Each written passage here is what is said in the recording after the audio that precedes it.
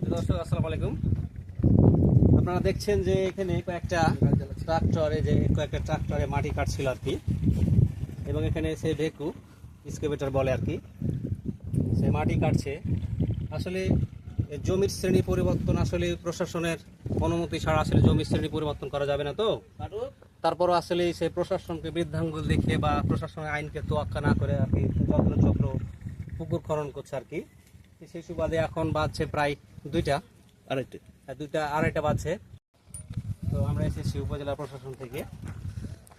আসলে সবাই পালিয়ে গেছে, একটু আগেই ছিল পালিয়ে গেছে, তুলেছি। এই যে এগুলো মাটি আর কি যত্রতত্র পরিবহন করছে, এবং সব থেকে বড় সমস্যাটা হচ্ছে এই যে দেখছেন কত গর্ত করে ফেলেছে, বেশ গর্ত করে ফেলেছে আর কি। এবং সবচেয়ে বড় সমস্যা হচ্ছে যে মাটিগুলো যে ট্রাক্টরে করে নিয়ে যায়, আসলে এর বডি থেকে ডাবল উঁচু করে নিয়ে যায়, এবং তিরপল দিয়ে ঢাকা থাকে না, কোনো পলিথিন বা তিরপল দিয়ে ঢাকা থাকে না।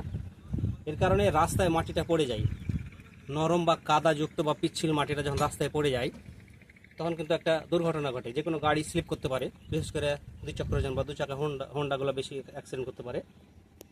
এবং যদি একটু শীত যদি পড়ে সেই মাটির উপরে, অথবা যদি হালকা বৃষ্টি হয়, তবে সে রাস্তাটা কিন্তু বেশ কাদাময় হয়ে যাবে আর কি। তাহলে বুঝতে পারছেন যে রাস্তার উপরে মাটি পড়ে আছে এবং শীত বা বৃষ্টির কারণে রাস্তা কাদা, তাহলে জনজীবন খুবই আর কি ঝুঁকির মধ্যে পড়বে, যানবাহন আর কি ক্ষতির মুখে পড়বে আর কি। দেখছেন যেখানে বেশ কয়েকটা গাড়ি আছে, এবং গাড়িগুলো এখন গরম আছে, মানে যেহেতু আমরা দেখলাম আমরা আসলে দূর থেকে আসছিলাম, তো ওরা আসলে পালাই গেছে। এদিকে আসেন।